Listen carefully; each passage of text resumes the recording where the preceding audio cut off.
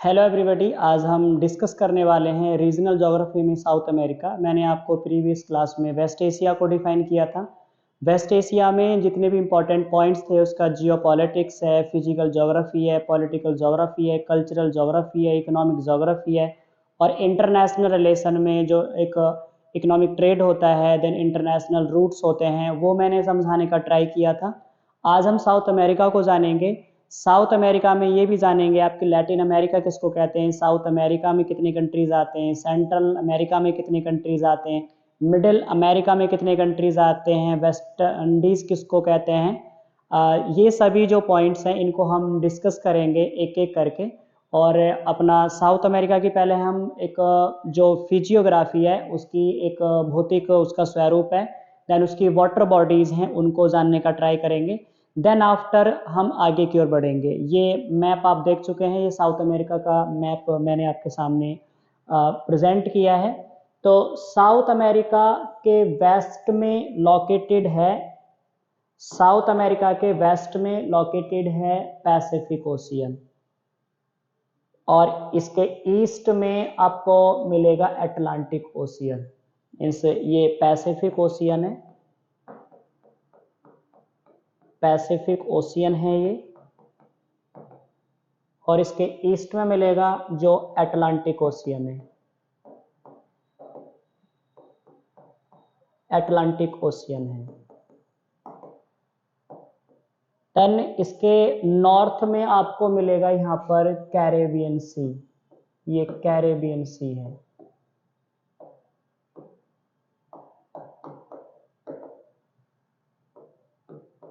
Caribbean सागर है। और इसके साउथ में आपको मिलेगा जो दक्षिणी सागर है, बट यहाँ पर आपको साउथ पैसिफिक और साउथ अटलांटिक का जो पार्ट है ये भी देखने को मिल जाएगा। इसके आगे फिर अपना जो पॉइंट बनता है, इसकी जो वाटर बॉडीज हैं इसमें थोड़ा सा यहाँ पे देखेंगे तो ये वाला जो पार्ट है इसका, यहाँ पर आपको मिलेगी जो पनामा कैनल है। मतलब कुछ इस आधार पे होगी। पनामा कैनल जो नॉर्थ अमेरिका है, साउथ अमेरिका है, इनको ये डिवाइड करती है पनामा नहर। मैं थोड़ा सा डायग्राम यहाँ पे ड्रॉ करके आपको समझाने का ट्राई करता हूँ। ये साउथ अमेरिका का मैं डायग्राम ड्रॉ कर रहा हूँ। ये नॉर्थ अमेरिका होगा और यहाँ पर ये साउथ अमेरिका है, और जो पनामा नहर है वो यहाँ मिलेगी, ये पनामा नहर होगी, पनामा कैनल, पनामा कैनल। तो पनामा कैनल क्या करती है, नॉर्थ अमेरिका को साउथ अमेरिका से डिवाइड करती है, पनामा जो नहर है। देन ये पनामा कैनल एक इस्थमस था, मतलब इसको हम भूसंधि कहते हैं या स्थल संधि कह देते हैं। ये भूसंधि स्थल संधि क्या होता है, देखो एक होता है जो स्ट्रेट है, स्ट्रेट को हिंदी में कहते हैं जो जल संधि होती है, और स्थमस जो एक भूसंधि होती है इसको हम स्थल संधि या फिर भूसंधि जैसे नाम देते हैं। तो पनामा जो स्थमस था ये, इसको अमेरिका के द्वारा 1914 में डाइसेक्ट करवा दिया गया, काट दिया गया है, और यहाँ पर नहर बना दी गई। और ये नहर क्या करती है, पैसिफिक ओशियन को अटलांटिक ओशियन से ये कनेक्ट करती है और नॉर्थ अमेरिका को साउथ अमेरिका से डिवाइड कर देती है।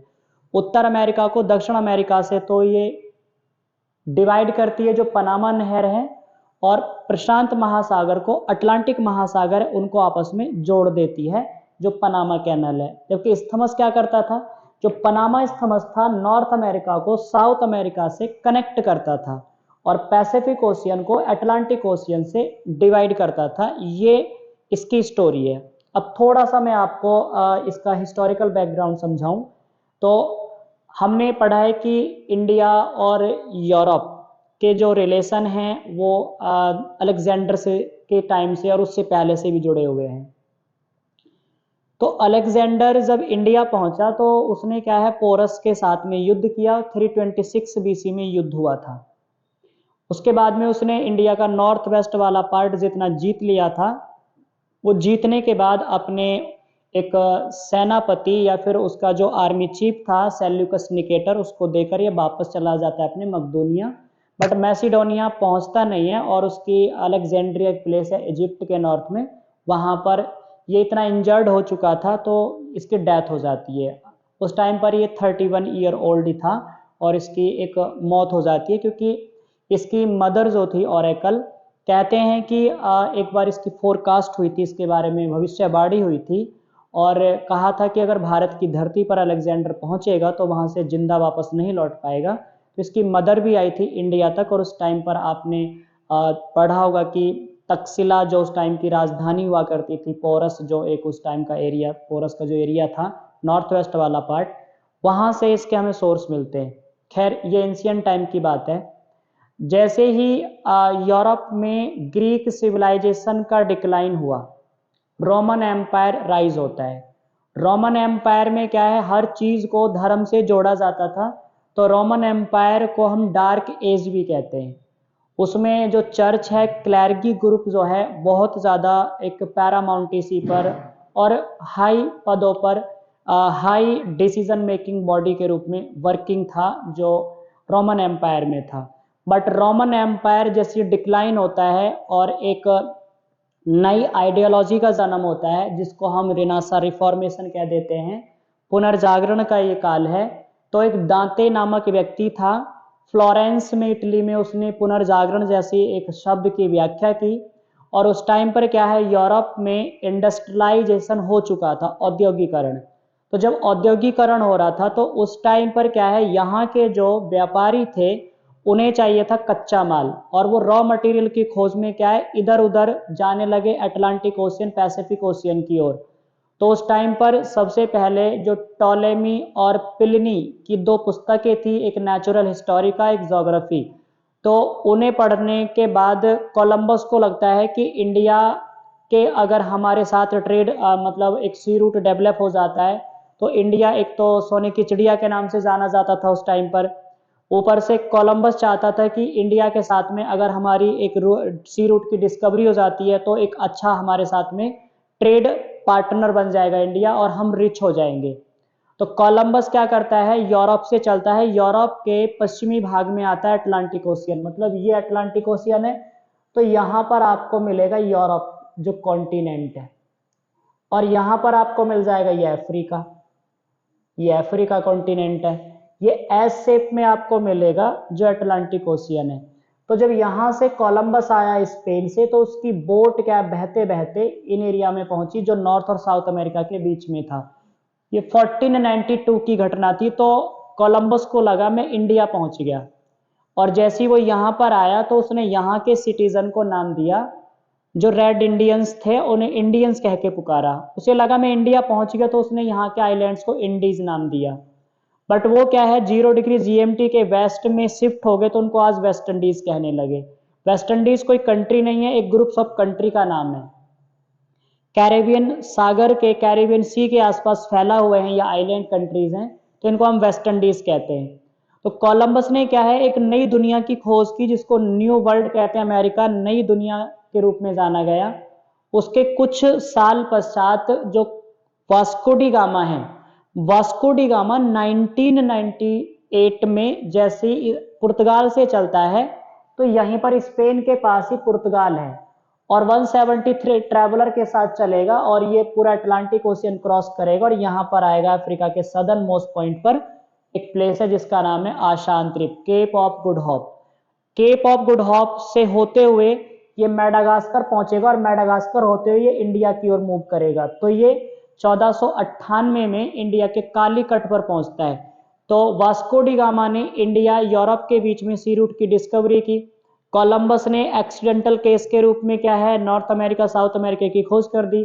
तो अमेरिका को नई दुनिया कहा गया क्योंकि यूरोप, अफ्रीका और एशिया, ये तीनों कॉन्टिनेंट आपस में कनेक्टेड है, तो ये एक दूसरे से ट्रेड के रूप में भी जाने जाते हैं। बट अमेरिका क्या है, इन कॉन्टिनेंट से बहुत दूर था, तो नई दुनिया इसलिए कहा गया क्योंकि इसका कोई संबंध ही नहीं था अफ्रीका, एशिया और यूरोप के साथ में। ये तीनों कॉन्टिनेंट अगर देखेंगे आप वर्ल्ड के मैप पर तो आपको आपस में जुड़े हुए नजर आएंगे।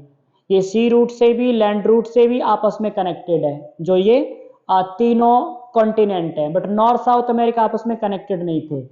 तो ये हिस्टोरिकल बैकग्राउंड की बात थी। कोलंबस के द्वारा अमेरिका की खोज 1492 में की गई और अमेरिका को नई दुनिया कहा। फिर उसके बाद में जब कोलंबस आया स्पेन से, तो उसके पीछे पीछे स्पेनिश भी और पोर्तुगीज भी आ गए। अब इन्होंने क्या है, इन एरियाज को, साउथ अमेरिका को और सेंट्रल अमेरिका को कॉलोनाइज कर लिया।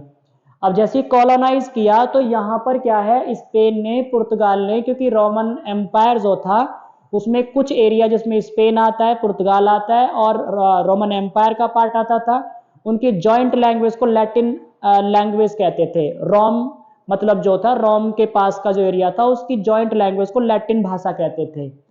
तो इन्होंने क्या किया, इन एरियाज को जब कॉलोनाइज किया तो इन्होंने south America plus central America, इन दोनों को मिलाकर कहा लैटिन अमेरिका। मींस जो साउथ अमेरिका है, south America plus central America, central America is called Latin America. Latin America, इसे लैटिन अमेरिका कहते हैं, लैटिन अमेरिका बोलेंगे।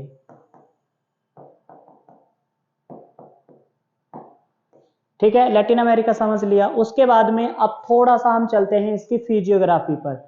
दुनिया की जो लॉन्गेस्ट माउंटेन रेंज है जिसको हम एंडीज कहते हैं, तो एंडीज जो माउंटेन रेंज है ये मिलेगी आपको साउथ अमेरिका के वेस्टर्न कोस्ट पर। ये एंडीज माउंटेन रेंज है जो इसके वेस्टर्न कोस्ट पर फैली हुई है। इसमें अनेक माउंटेन रेंज में चोटियां मिलेंगी जिसमें एक्टिव वॉल्केनो भी मिलेंगे। जैसे यहाँ पर क्या है आपको, जो ये बोलिविया कंट्री है, बोलिविया के थोड़ा सा नॉर्थ में आपको यहाँ पर मिलेगा आपको कोटोपैक्सी। कोटोपैक्सी इक्वाडोर में आता है वैसे तो प्रॉपर। यहाँ पर ये क्या है, आपके इक्वाडोर कंट्री है कोटोपैक्सी, ये एक एक्टिव वॉल्केनो है। जहां पर ये बोलिविया है, बोलिविया की कैपिटल लापाज है। और यहाँ पर क्या है, एक बड़े पैमाने पर टूरिस्ट प्लेस बना हुआ है जो लापाज है, ये हिल स्टेशन है।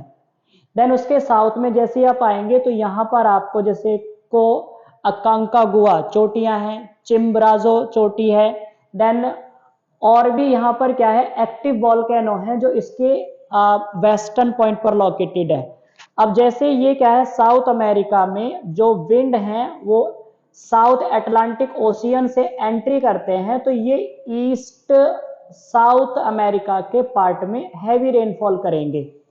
और जैसे ही ये वेस्ट की ओर बढ़ते हैं तो इनकी जो रेनफॉल की एक डिस्ट्रीब्यूशन की क्वांटिटी है वो घटती चली जाती है। ऊपर से ये एंडीज जो माउंटेन है इन विंड को यहाँ पे जाने से रोक लेते हैं। तो फिर एंडीज माउंटेन रेंज के वेस्ट वाले पार्ट में क्या है, रेनफॉल बहुत कम होती है। तो दुनिया का जो ड्राईएस्ट प्लेस है जिसको आटाकामा कहते हैं, आटाकामा डेजर्ट के नाम से जाना जाता है, ये चिली के वेस्ट में आता है, ये यहीं पर लोकेटेड है, दुनिया का ड्राईएस्ट प्लेस है। और जैसे आप पढ़ते आए हैं कि दुनिया का जो हॉटेस्ट प्लेस है वो मिलेगा आपको लीबिया कंट्री में, अल अजीजिया जिसको कहते हैं, वो दुनिया का हॉटेस्ट प्लेस है। ये ड्राईएस्ट प्लेस है, शुष्कतम स्थान है। देन ये जो एंडीज माउंटेन रेंज है इसमें से अनेक नदियां ओरिजिनेट होती, लेकिन उसमें से एक मोस्ट इंपॉर्टेंट रिवर है जिसका नाम है अमेजोन। अमेजोन रिवर यहां से ओरिजिनेट होती है और ऐसा कहते हैं कि ये नदी दुनिया की सबसे बड़ी नदी है और अप्रोक्सीमेटली 1100 इसकी सहायक नदियां हैं। और ये नॉर्थ अटलांटिक में जाकर डाउन स्ट्रीम करती है, उत्तरी अटलांटिक में जाकर ये गिर जाती है। अमेजोन नदी का जो एरिया है ये आपको वेनेजुएला में मिलेगा, देन कोलंबिया में मिल जाएगा, देन आपके इक्वाडोर में है, बोलिविया में है, ब्राजील के मैक्सिमम पार्ट में है, देन यहाँ पर आपको पराग्वे मिलेगा, और यहाँ पर नॉर्थ वाला जो आपके अर्जेंटीना का बॉर्डर का एरिया आता है वहां पर भी आपको अर्जेंटीना के कुछ पार्ट पर, थोड़े बहुत पार्ट पर है, नहीं तो इसमें आपके इसमें अमेजोन का ड्रेन नहीं आता है। ब्राजील है, बोलिविया है, देन आपके ये इक्वाडोर है, देन कोलंबिया है, वेनेजुएला है, पराग्वे है, इन कंट्रीज में क्या है, अमेजोन का ड्रेन एरिया है। देन अमेजन जहां जहां से बहती है तो ये क्या है, ट्रॉपिकल जोन में आता है। अगर आप देखेंगे तो 0 डिग्री लगभग इक्वाडोर के पास से गुजरती है, यहां से 0 डिग्री क्रॉस करता है और यहां से आपको मिलेगा ये 23.5 डिग्री जो साउथ है, जिसे हम ट्रॉपिक ऑफ कैंसर कहते हैं, सॉरी कैप्रिकॉन कहते हैं, मकर रेखा। तो ये ट्रॉपिकल जोन में आता है और यहाँ पर क्या है, एवरी डे आफ्टरनून में रेनफॉल होता है। अब एवरी डे आफ्टरनून में रेनफॉल होता है तो यहाँ पर फ्लोरा एंड फौना, वनस्पति जात और प्राणी जात आपको सबसे ज्यादा मात्रा में मिलेंगे जो ये अमेजन का एरिया है। अमेजन के जो जंगल हैं ये ट्रॉपिकल एवरग्रीन फॉरेस्ट के नाम से जाने जाते हैं। यहाँ पर आपको तरह तरह के वृक्ष मिलेंगे और तरह तरह की जो बायोडाइवर्सिटी है वो बहुत ज़्यादा मिलेगी, बिकॉज यहाँ पर ह्यूमिडिटी, टेम्परेचर और जो सॉइल है वो पर्याप्त मात्रा में अवेलेबल हो जाती है। तो ये जो एरिया अमेजोन का, अमेजन में जो सदाबहार एक वन है जिसको हम सदाबहार वर्षा वन भी कह देते हैं, ये हमारे एटमॉस्फेयर में ऑक्सीजन सबसे ज्यादा रिलीज करते हैं, तो इसे हम लंग्स ऑफ द अर्थ के नाम से भी जानते हैं, पृथ्वी का फेफड़ा। देन जो ये एरिया है अमेजोन का, यहाँ पे जो ट्राइब रहती है जिसे नोमैड्स भी कह देते हैं, जो एक जनजाति या घुमक्कड़ प्रकार की होती है, इन ट्राइब के जो घर हैं उनको हम मलोका कहते हैं और जो इनका स्टेपल फूड होता है उसको मैनियोक कहते हैं। मैनियोक ने कसावा जैसा होता है, मलोका इनका एक शेल्टर हाउस है, तो इनके घरों को मलोका कहते हैं और इनका स्टेपल फूड है उसको हम मैनियोक के नाम से जानते हैं। यहाँ पर आपको अपाचे, क्रो, रेड इंडियन जैसी ट्राइब मिलेंगी जो ये अमेजोन का फॉरेस्ट है। देन अमेजोन के फॉरेस्ट में क्या है, जैसे नॉर्थ की तरफ देखते हैं तो यहाँ पर वेनेजुएला में लानोस ग्रासलैंड मिलते हैं। लानो जो घास के मैदान है ये ट्रॉपिकल ग्रासलैंड है, वेनेजुएला में लोकेटेड है। ट्रॉपिकल ग्रासलैंड का मीनिंग होता है Tropic of Cancer, Tropic of Capricorn के बीच में जो जलवायु होती है उसको हम ट्रॉपिकल क्लाइमेट कहते हैं। ट्रॉपिकल क्लाइमेट में जो ग्रासलैंड आते हैं उनको ट्रॉपिकल ग्रासलैंड के नाम से जाना जाता है।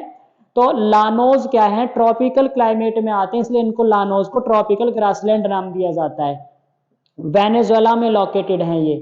देन उसके बाद में जैसे आप थोड़ा सा साउथ की ओर आएंगे तो आपको ब्राजील में जो ग्रासलैंड है वो मिलेंगे, उनको हम कंपोज कहते हैं, कैंपस नहीं, COMPOS, मतलब कंपोज ऐसे नाम देते हैं।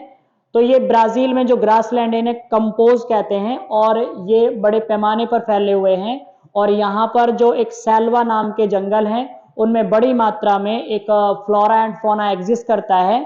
और ये कंपोज जो घास के मैदान हैं, इनके साउथ में आपको कॉफी का प्रोडक्शन बहुत ज्यादा नजर आएगा। तो आपने पढ़ा होगा कि ब्राजील क्या कॉफी के प्रोडक्शन में दुनिया में पहले नंबर पर आता है। तो ब्राजील का जो ये ईस्ट वाला पोर्शन है, तो यहाँ पर आपको एक प्लेस मिलेगा साउथ पोलो। साउथ पोलो एक ऐसा प्लेस है जहां पर सबसे ज्यादा कॉफी का एक एक्सपोर्ट किया जाता है। इसको यहाँ पर एक इंटरनेशनल कॉफी पोर्ट के रूप में भी एक डेजिग्नेट किया गया है जो साउ पोलो है। देन यहीं पर आपको नॉर्थ में आपको रियो डी जेनेरियो मिलेगा। रियो डी जेनेरियो क्या है, वही प्लेस है जो 1992 में चर्चा में बना था, United nation conference on environment development, UNCET, जो UNCED के नाम से एक संस्था है, उसके द्वारा अर्थ समिट बुलाया गया था 1992 में, जिसको हम रियो समिट भी कह देते हैं, एजेंडा 21 भी कह देते हैं और पृथ्वी सम्मेलन या रियो सम्मेलन ऐसे नाम देते हैं। उसकी थीम रखी गई थी सस्टेनेबल डेवलपमेंट। तो ये जो रियो डी जेनेरियो है ये ब्राजील का एक इंपॉर्टेंट सिटी है और यहाँ पर पृथ्वी सम्मेलन हुआ था जिसकी थीम रखी गई थी sustainable development. But sustainable development जो हिंदी में सतत पोषणीय विकास या धारणीय विकास या फिर एक ऐसा विकास जो कंटिन्यूसली चलता रहे, तो उसको डिफाइन करने का जो क्रेडिट जाता है वो ब्रुटलैंड कमीशन की रिपोर्ट है आवर कॉमन फ्यूचर, जो 1987 में आई थी। दुनिया में पहली बार सस्टेनेबल डेवलपमेंट को डिफाइन करने का जो क्रेडिट जाता है वो ब्रुटलैंड कमीशन की रिपोर्ट आवर कॉमन फ्यूचर को जाता है। बट उसकी थीम जो आपके एक सस्टेनेबल डेवलपमेंट को थीम के रूप में प्रेजेंट किया था वो मिला था आपके अर्थ समिट 1992। इसके बाद में ये डिसीजन भी लिए गए थे कि आफ्टर 5 ईयर एक समिट और बुलाया जाएगा, तो 1992 प्लस 5 तो ये हो जाता है 1997। तो 1997 में क्योटो प्रोटोकॉल हुआ जापान के क्योटो शहर में, और वो क्लाइमेट चेंज को लेकर चर्चा में बना था। उसी में आया था कार्बन ट्रेडिंग। कार्बन ट्रेडिंग बहुत इंपॉर्टेंट टर्म उभर कर आई थी। दुनिया के कुछ देशों को ये कार्बन ट्रेडिंग का टारगेट दिया गया कि तुम इससे ज्यादा कार्बन का उत्सर्जन नहीं कर सकते। तो तब जाकर एक क्योटो प्रोटोकॉल क्या है, कुछ इसके सिग्नेटरी बॉडी है, कुछ इसके सिग्नेटरी नहीं है। तो जो नॉन सिग्नेटरी बॉडी है वो इसको फॉलो नहीं करते हैं, जो सिग्नेटरी बॉडी है इसके जो हस्ताक्षर करता है वो उसको फॉलो करते हैं क्योटो प्रोटोकॉल। कई बार अपने पेपर में आता है कि क्योटो प्रोटोकॉल क्या है, तो क्योटो प्रोटोकॉल जापान का एक क्योटो शहर था जहां पर ये सम्मेलन बुलाया गया था, और इसमें डिसीजन लिया गया था कि जितने भी देश हैं डेवलप और डेवलपिंग कंट्रीज हैं उनके हिसाब से उन्हें क्या है कार्बन ट्रेडिंग के रूप में टारगेट दिया गया था कि इससे ज्यादा आप कार्बन का उत्सर्जन नहीं कर सकते। देन अर्थ समिट के बाद जो रियो डी जेनेरियो है, साओ पोलो है, फिर थोड़ा सा साउथ में चलते हैं तो यहाँ पर क्या है आपको अर्जेंटीना की कैपिटल ब्यूनस आयरस मिलेगी। और ब्यूनस आयरस क्या है, एक इंटरनेशनल पोर्ट भी है, और यहाँ पर आपको एथनिक ग्रुप भी मिलेगा जो जहाँ पर विभिन्न प्रकार की एक धर्म के व्यक्ति, समुदाय के व्यक्ति, देन आपके जो कम्युनिटी है, देन कास्ट है, क्रीट है, ये आपको मिलेंगे। तो ब्यूनस आयरस के नॉर्थ में आपको मिलेंगे जो ग्रासलैंड जिन्हें हम पंपास कहते हैं, यहाँ पर आपको पंपास ग्रासलैंड मिलेंगे। लिखा हुआ भी है इसमें पंपास, ये पंपास ग्रासलैंड है जो अर्जेंटीना में, ये टेम्परेट है। टेम्परेट जो ग्रासलैंड है ये 23.5 डिग्री से 66.5 डिग्री के बीच पाए जाते हैं, 23.5 डिग्री से 66.5 डिग्री के बीच पाए जाते हैं जो पंपास घास के मैदान है। तो पंपास जो ग्रासलैंड है ये अर्जेंटीना में लोकेटेड है। और थोड़ा सा यहाँ पे चलेंगे आप तो ये ग्रांड चाको लिखा हुआ है। और अगर आप टीजीटी एसएसटी की तैयारी करते हैं तो ये चाको वॉर भी हुए थे, तो पूछा जाता है किस किस के बीच में हुए थे चाको वॉर। तो चाको वॉर जो थे ब्राजील और यहाँ पर पराग्वे देश है, पराग्वे देश है, इनके बीच में हुए थे ये चाको जो वॉर है। तो ग्रांड चाको ये ट्रॉपिकल ग्रासलैंड है जो नॉर्थ अर्जेंटीना, साउथ ब्राजील और पराग्वे के एरिया में फैले हुए हैं। देन उसके बाद में जैसे थोड़ा सा आप साउथ की ओर आते हैं अर्जेंटीना में, तो यहाँ पर आपको मिलेगा ये वाला जो एरिया है, ये है पापुआ पैटागोनिया। पैटागोनिया एक कोल्ड डेजर्ट है, जैसे आपने गोबी डेजर्ट का नाम सुना होगा, मंगोलिया में है। कोल्ड डेजर्ट इंडिया में लद्दाख है, वैसे यहाँ पर पैटागोनिया डेजर्ट है जो अर्जेंटीना में लोकेटेड है। बहुत कोल्डेस्ट प्लेस है ये। वैसे अगर डेजर्ट की बात करूँ तो दुनिया का जो कोल्डेस्ट डेजर्ट है वो तो गोबी डेजर्ट है जो मंगोलिया में है। कुछ स्टूडेंट क्या है यहाँ पर अंटार्कटिका को बोलते हैं, अंटार्कटिका एक डेजर्ट में ना आकर आपके वो आइस कवर्ड एरिया में स्नो रीजन आता है। बट अगर गोबी डेजर्ट को आप कंसीडर करेंगे तो पेपर के पॉइंट ऑफ व्यू से आपको मार्क्स मिल जाएंगे। तो गोबी डेजर्ट मंगोलिया में है जो दुनिया का कोल्डेस्ट डेजर्ट है। लेकिन हम यहाँ पर साउथ अमेरिका को स्टडी कर रहे हैं, तो यहाँ पर पैटागोनिया डेजर्ट है जो साउथ अमेरिका का ये एक कोल्डेस्ट डेजर्ट है। उसके बाद में जैसे आप थोड़ा सा नॉर्थ की तरफ चलते हैं तो यहाँ पर जो ये वाला पार्ट है जिसको वेनेजुएला देश कहते हैं, वेनेजुएला देश में दुनिया का हाईएस्ट वाटरफॉल है जिसको एंजिल कहते हैं। एंजिल वाटरफॉल क्या है, ये हाईएस्ट वाटरफॉल है, और ये कोरो एक वहां पर रिवर है, कोरोन भी कह देते हैं, तो उस पर लोकेटेड है। और इसी के थोड़ा सा आप और ईस्ट की ओर चलेंगे तो यहाँ पर गुआना हाईलैंड मिलेंगे, क्योंकि यहाँ पर क्या आपको सूरीनाम है, फ्रेंच गुआना है जैसे कंट्री मिलते हैं। और फ्रेंच गुआना में ही क्या है आपको एक कोरू बेस मिलता है। कोरू बेस वो प्लेस है जो यहाँ पर इंडिया के साइंटिस्ट हैं, कुछ रॉकेट होते हैं, देन आपके कुछ सैटेलाइट होते हैं, उनको लॉन्च करते हैं वेदर फोरकास्ट के लिए। तो यहाँ पर कोरू बेस है जो फ्रेंच गुआना में लोकेटेड है। और वेनेजुएला क्या है, दुनिया में एक मिस वर्ल्ड जितनी भी सबसे ज्यादा एक यहाँ से निकलती है, तो सुंदरियों का देश भी कहते हैं वेनेजुएला को। और थोड़ा सा इसके साउथ में आएंगे तो आपको यहाँ पर पेरू देश मिलेगा, मतलब इसके पास में ये वाला जो एरिया है, यहाँ पर आपको पेरू कंट्री मिलेगा जिसकी कैपिटल लीमा है। और यहाँ पर ना ग्वानो चिड़िया होती है, ग्वानो पक्षी होता है जो वीट करता है, उसकी वजह से यहाँ पर क्या है बड़ी मात्रा में उससे खाद बनती है और ये फर्टिलाइजर का काम करती है, इसके एरिया में फर्टाइल लैंड कर देती है ये। देन जो चिली देश है इसकी कैपिटल सैंटियागो है।